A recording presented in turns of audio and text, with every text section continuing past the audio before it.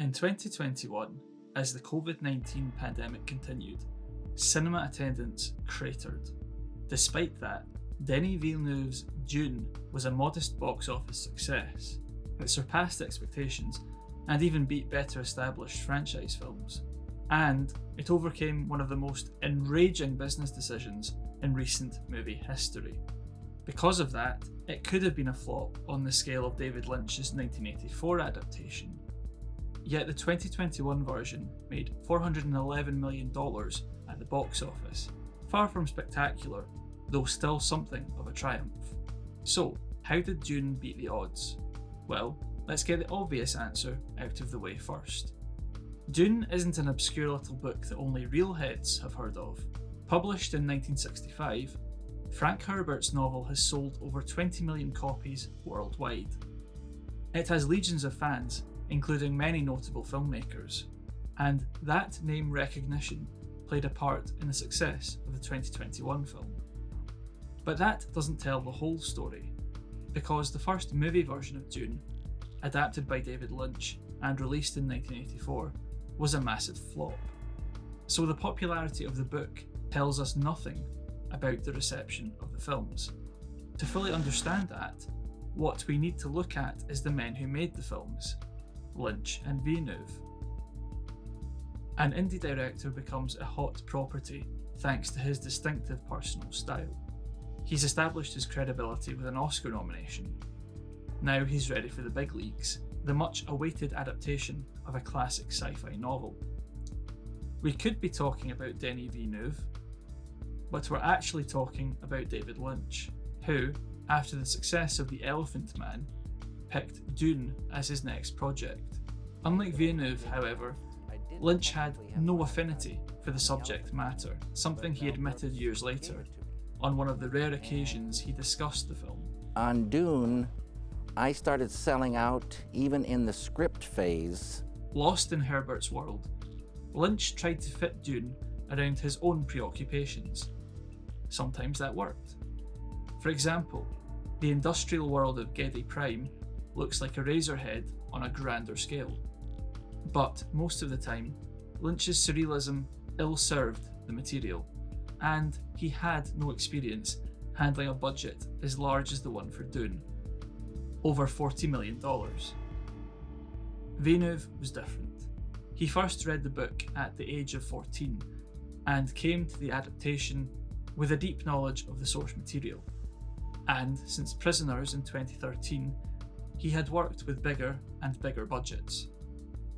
That culminated in 2017 with the $185 million Blade Runner 2049. Though that film fell short at the box office, it was a respectable sequel to a much-loved classic. That meant Villeneuve was a safe pair of hands for another iconic sci-fi property. But more than anything, it just made sense that he would direct Dune. By 2017, he was one of the few directors still working who was capable of a tricky balancing act. Despite working within the studio system, he had name recognition and critical cachet, which gave him a certain amount of independence from the system. He could make Dune the way he wanted, not the way Warner Brothers told him to. For that reason, there was cautious optimism when he signed on to direct Dune in 2017. He wasn't a studio hack or an auteur slumming it. He was someone with a genuine vision for the project and the ability to execute that at scale. But the real genius of Villeneuve's Dune is in the details, the micro rather than the macro. That's because the director approached the film with an overriding philosophy. Let's call it the reality principle. As he said in an interview with Shortlist, "I come from a documentary background, and I'm used to creating cinema that's in a relationship with reality and trying to inspire myself from the elements." In practice, that meant an emphasis on physical locations over blue screen, special effects rather than visual effects. For example, early in production, the problem arose of how to depict an approaching sandworm. CGI would have been the easy solution, but Villeneuve wanted the film to be as grounded and photoreal as possible. So, to realise that effect, the special effects team built a giant vibrating platform. Real sand was then placed on top of that platform. Using a dial, the team could control the vibrations of the platform, creating the impression that a sandworm was in the distance, or, at full strength, have the actors sink into the sand, as you can see here. On screen, it reads very differently and more convincingly than CGI. And that reality principle is important, because without it, the world building of Dune would be too much for a casual audience to take in. But Villeneuve's approach keeps the film rooted in real physical experiences, the kind of thing that any viewer can intuitively understand. The plot may go over our heads, or we may lose track of the characters, but there's an emotional coherence that carries us through. The reality principle is what really distinguishes Villeneuve's Dune from Lynch's, and it's why the film was so well received, in contrast to the CGI slop of Marvel and Star Wars.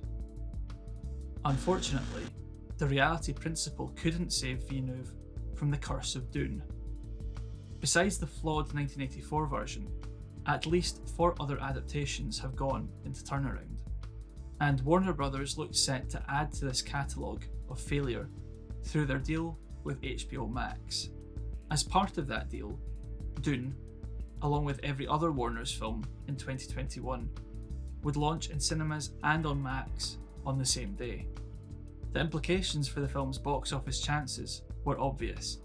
If viewers could enjoy the film in the comfort of their own homes, why bother visiting the cinema, especially during a global pandemic? Indeed, Warner's parent company, AT&T, used the pandemic as an excuse for the deal. But the cold business logic behind the decision was clear to everyone.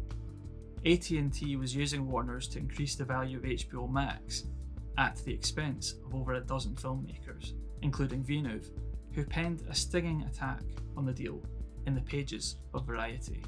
As he wrote, "Our movie's image and sound were meticulously designed to be seen in theatres. Streaming at home couldn't deliver the spectacle the director, cast and crew set out to create. But as maddening as the decision was, Villeneuve's denunciation of the deal may have saved the film. Many other filmmakers affected by the day and date deal pushed back behind the scenes. He was one of the few to go public with his criticism, and his intervention made clear the stakes at play. Should the future of cinema be left in the hands of CEOs, or guided by filmmakers and film workers?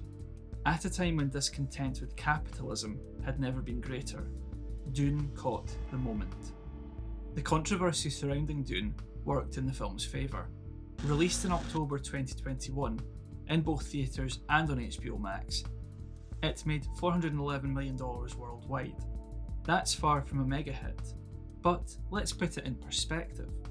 Pre-pandemic, Solo, a Star Wars story, grossed a little less at $393 million, while Marvel's Eternals, released a month after Dune, grossed $402 million.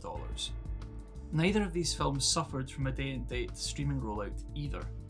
So in that context, Dune's performance was entirely respectable. Audience response, as measured on Rotten Tomatoes, Metacritic and CinemaScore, was also strong. If Dune only just failed to break even, it wasn't because of Villeneuve. It was because AT&T sabotaged the film by attempting to please its shareholders. You would think that lessons were learned from this, and certainly day and date is no longer in vogue as a release strategy. A détente has emerged between Hollywood and its new rivals. Films now get 45 days in cinemas before moving on to streaming. But the fall in film production also means that fewer films bear more weight for this release strategy. So, while Dune Messiah is unlikely to flop, all it would take is a few other high-profile failures to scramble a picture once more. But let's look beyond the economics of Dune, and consider it, along with its sequel, as a film in its own right. Villeneuve's decision to ground it in the reality principle gives it a powerful sense of realism. He created a film that resonates in spite of Frank Herbert's complex world building. It's tactile in a way that other Hollywood blockbusters aren't. given that Dune is set in a universe where computers are taboo. That's as it should be. It may also explain why the film became a sleeper hit on, ironically enough, home media, at a time when artifice pervades everyday reality. The fantasy of Dune is something to believe in. That Dune survived in a harsh economic landscape is remarkable. It may end up being the last breath of the old studio model rather than its revival, but its success demonstrated that there is still an audience for big, bold filmmaking. If only the CEO class could get on board with the reality principle, cinema would have a brighter future. If you enjoyed this look at the production of Dune, hit the thumbs up, subscribe to the channel, and check out this video next.